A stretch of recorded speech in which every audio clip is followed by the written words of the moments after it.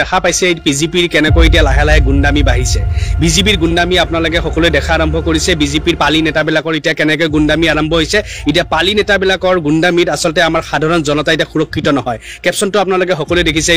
ৰঙিয়াৰ এজন 21 বছৰীয়া যুৱক ধৰ্মেন্দ্ৰ নাথ যাক হত্যা কৰা বুলি আমি গম পাইছো পানীত যেহেতু মৃতদেহ ওলাইছে আৰু সেই হত্যাকাণ্ডত বোলে জড়িত আছিল বিজেপিৰ বোলে 4-5 জন মান পালি নেতা এতিয়া মুখ্যমন্ত্ৰী ডাঙৰীয়া যি প্ৰতিটো কথাত এনকাউন্টাৰৰ কথা কয় প্ৰতিটো কথাত শাস্তিৰ কথা কয় এতিয়া বিজেপিৰ পালি নেতা কিটা যেতিয়া উলালে এজন 21 বছৰীয়া যুৱক যোনজন যুৱক আসলতে ঘৰৰ কামানি কৰা এজনে যুৱক আছিল আৰু তেখেতসকলৰ কোনো নাই এতিয়া সেইজন যুৱকক যে এতিয়া গম পোৱা গৈছে হত্যাকাণ্ডত যে বিজেপিৰ পালি নেতাবিলাক যে জড়িত হৈ আছে এতিয়া হিয়তৰ এনকাউন্টাৰ কিয় হোৱা নাই ৰহস্যজনক হিচাপে দেখা পাইছো পুলিচৰ ভূমিকা একদম নিমাত হোৱা দেখা পাইছিলো এতিয়া সেই এনকাউন্টাৰ কেতিয়া হ'ব আসলতে আমি মুখ্যমন্ত্ৰী ডাঙৰীয়া প্ৰশ্ন কৰিবলৈ লাগে যি মুখ্যমন্ত্ৰী ডাঙৰীয়া কিবা এটা হলে এনকাউন্টাৰ চলি থাকে আজি সেই মুখ্যমন্ত্ৰী ডাঙৰীয়া বিজেপি চৰকাৰৰে বিজেপিৰ পালি নেতাৰ গুণ্ডামিত আজি এজন 21 বছৰীয়া যুৱকৰ ৰঙিয়াৰ ধৰ্মেন্দ্ৰ নাথৰ আসলতে প্ৰাণ গৈছে যি বিজেপিয়ে কৈ থাকে তেখেতসকলে হিন্দুত্ব কৈ থাকে অসমীয়া কৈ থাকে আজি সেই অসমীয়াই কিন্তু অসমীয়াৰ প্ৰাণ লৈছে সেই হিন্দুৱে কিন্তু হিন্দুৰ আজি প্ৰাণ লৈছে আজি ভাবক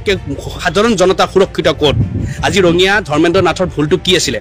এই সাধাৰণ যুৱকজনৰ ভুলটো কি আছিলে এই সাধাৰণ যুৱকৰ ভুল একো নাছিলে পিকনিক খাবলৈ গৈছিলে বনভোজ খাবলৈ গৈছিলে পিকনিক খাবলৈ যাওঁতে তেখেতৰ বাইকখন হেনো এই বিজেপিৰ ভেৰুনিয়া গুণ্ডাবিলাকৰ বোলে কিয় গাড়ীখনত বোলে বাইকখন লাগিলে সেই লগাৰ কাৰণে সেই যুৱকজনক একদম বেয়া কৰি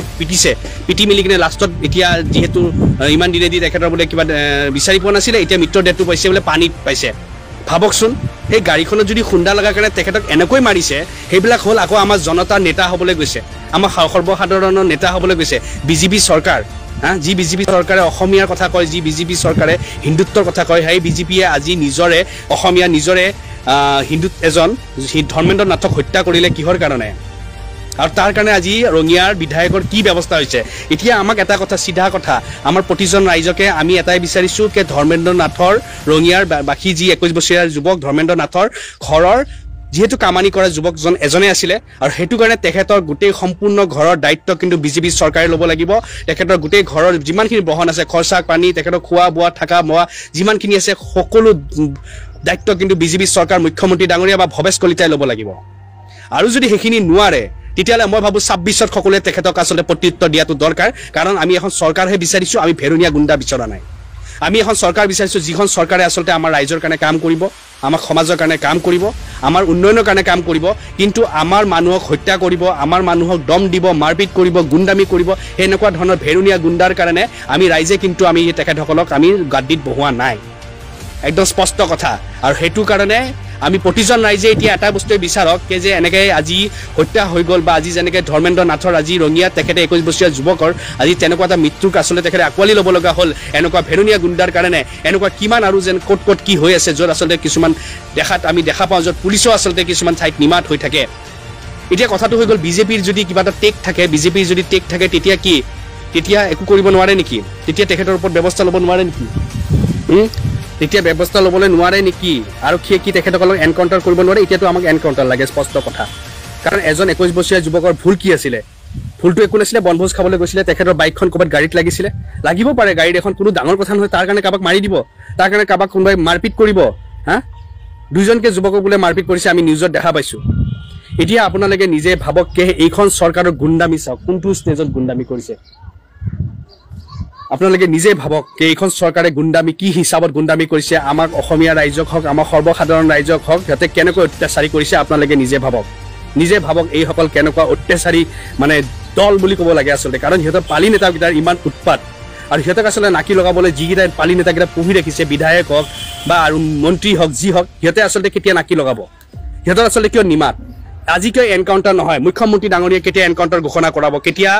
আমি সেই 4-5 জন যি আছে সেই 4-5 জনৰ কেতিয়া এনকাউন্টাৰ হোৱা আমি গম পাম নিশ্চয় আমি কোনো খবৰ নাপাম কাৰণ আজি যদি কংগ্ৰেছৰ হলে হয়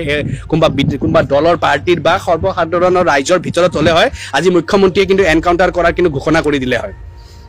বা আজি আমি শুনাই পালো হয় যে পুলিচৰ বন্দুকৰ পৰা গুলি ওলালে আৰু এনকাউন্টাৰ হ'ল কিন্তু আজি যেতিয়া বিজেপিৰ পালি নেতাৰ নাম ওলাইছে আজি কিন্তু এনকাউন্টাৰো নহয় আজি ধৰণৰ কোনো ধৰণৰ একো নহয় আজি আমাৰ ধৰ্মেন্দ্ৰ নাথ তেখেতে কোনো ধৰণৰ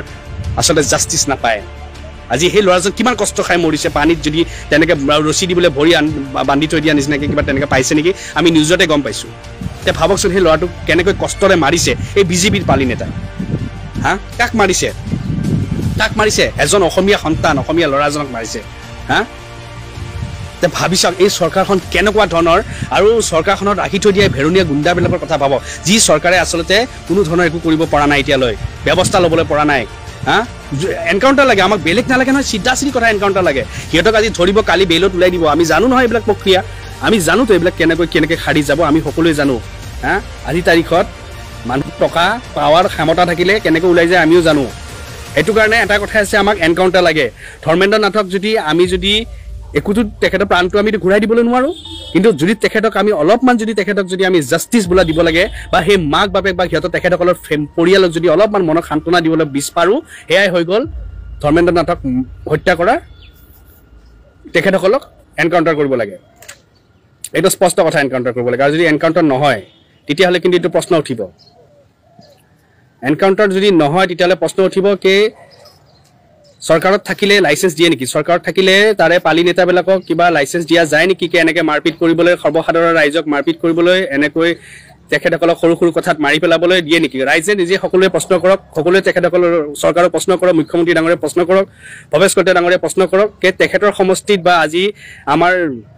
অসমত এনেকুৱা ধৰণৰ ঘটনা ঘটি গৈছে য'ত আজি সৰ্বসাধাৰণ ৰাইজ সুৰক্ষিত নহয় সৰ্বসাধাৰণ ৰাইজ আজি বিপদত পৰিছে বা হত্যা হৈছে বা তেখেতসকলে আজি মৃত্যুমুখত পৰিব লগা হৈছে কিছু উদন্ত ভেৰুনীয়া গুণ্ডা কিছুমান যিবিলাক ৰাখি থৈ দিছে তেখেতৰ কাৰণে এতিয়া মুখ্যমন্ত্ৰী ডাঙৰীয়া আচলতে ইয়াৰে ওপৰত আচলতে কি ক'ম আৰু তাকে 6 দিনৰ মূৰত মৃতদেহ ওলাইছে 6 দিনৰ মূৰত বোলে মৃতদেহ বিচাৰি পাইছে যোৱাকালি 6 দিন ভাবকচোন 6 দিনৰ মূৰত পাইছে তে ভাবি চাওকচোন এই ঘটনাটো কেতিয়া হৈছে হা আৰু ইয়াৰ ওপৰত এতিয়ালৈতো চব নিমাত এতিয়াতো একাংশ নিউজ চেনেল নিমাত একাংশ নিউজ চেনেলৰ মাত নাই হা আজি সেইবিলাক ৰাস্তাই ঘাটে যিবিলাকে গৰু সুৰক্ষা কৰিবলৈ আহে কিবা কিবি ধৰ্ম নামত চিঞৰ বাখৰ কৰি থাকে সেইবিলাকৰ আজি কোনো ধৰণৰ মাত নাই কিয় আজি বিজেপিৰ যেতিয়া পালি নেতাবিলাকৰ নাম ওলালে তেতিয়া কি মাত নোলায় নেকি নে ভয় খাইছে বিজেপিৰ পালি নেতা ওলোৱাতে আমাৰ কথা হৈ গ'ল বিজেপি হওক কংগ্ৰেছ হওক কোনোবা বেলেগ দল হওক আমাৰ কোনো কথা নাই হৈ গ'ল সৰ্বসাধাৰণ ৰাইজৰ যেতিয়া হত্যা হ'ব সৰ্বসাধাৰণ ৰাইজক যেতিয়া মাৰিব যোনে মাৰিব তাক কিন্তু উচিত ব্যৱস্থা ল'ব লাগিব আৰু উচিত ব্যৱস্থা এটাই সেইটো হৈ গ'ল এনকাউণ্টাৰ আৰু চিধা কথা সেই পৰিয়ালটোৰ সকলো খৰচা বহন চৰকাৰে কৰিব লাগিব যদি তেখেতসকলৰ কোনোবা আৰু ল'ৰা ছোৱালী বা কাম কৰিবলগীয়া মানুহ আছে চৰকাৰে এটা চৰকাৰী চাকৰি দিব লাগিব আৰু যিমান দিনলৈ তেখেতসকলৰ পৰিয়াল থাকে সকলো পৰিয়ালৰ খৰচা বহন যিমান আছে খৰচা বহন খোৱাৰ পৰা পিন্ধাৰ পৰা থাকাৰ পৰা যিমানখিনি আছে সকলো চৰকাৰে উঠাব লাগিব আৰু যদি এইখিনি নুঠে বা এইখিনি উঠায় তেতিয়াহ'লে ইনশাল্লাহ প্ৰতিবাদ হ'ব প্ৰতিবাদটোতো হ'বই কাৰণ কাৰো এনেকৈ হত্যা হৈ যাব বা কাৰো কাৰোবাক কোনোবাই বিজেপি থাকক ক্ষমতা বা যিয়ে ক্ষমতাৰ পাৱাৰ লৈ কিনে যদি বাচি যায় তেতিয়াহ'লে কিন্তু সেয়া আমি সৰ্বসাধাৰণ ৰাইজে কেতিয়া এৰি নিদিম যদি আমি সকলোৱে গম পাওঁ যে এই ধৰ্মেন্দ্ৰ নাথক হত্যা কৰা যুৱককেইটাই যদি কালিলৈ যদি মুকলি আকাশৰ তলত আহিব লাগে তেতিয়াহ'লে আমি ৰাইজৰ আদালতত আমি ৰাইজে কিন্তু ব্যৱস্থা ল'ম কিন্তু এইবাৰ আমি এৰি নিদিওঁ কাৰণ কাৰো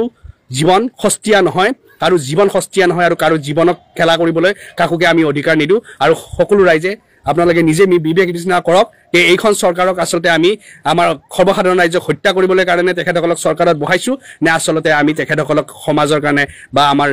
দেশখনৰ কাৰণে আমাৰ উঠি অহা নৱপ্ৰজন্মৰ উন্নয়নৰ কাৰণে আমি কাম কৰিবলৈ বনাইছোঁ যদি এনেকৈ যদি আমাৰ সৰ্বসাধাৰণ ৰাইজক যদি হত্যা কৰি থাকে আৰু তেখেতৰ যদি ব্যৱস্থা নহয় এনকাউণ্টাৰ নহয় তেতিয়া মই প্ৰতিটো ৰাইজক অসমীয়া ৰাইজক এটাই আহ্বান কৰিম আজি 26ত তেখেতসকলক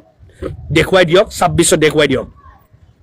26ত দেখুৱাই দিয়ক যে আমাৰ সৰ্বসাধাৰণ ৰাইজক যেতিয়া তোমালোকে এনেকুৱা কাম কৰিবা আমিও তোমালোক ভোটৰ অংকৰে বুজাম যে তোমালোক আচলতে উচিত ৰাস্তা উচিত ব্যৱস্থা তোমালোকৰ উচিত স্থান তোমালোকৰ ক'ত সৰ্বসাধাৰণ ৰাইজে ব্যৱস্থা কৰক কাৰণ ভেৰুনীয়া গুণ্ডা আমাক নালাগে ভেৰুনীয়া গুণ্ডাই আমাক এনেকৈ মানুহ মাৰিব আৰু সিহঁতে সাৰি যাব সিহঁতৰ এনকাউণ্টাৰ নহ'ব এনেকুৱা আমাৰ পৰিৱেশ অসমত নালাগে জয় অসম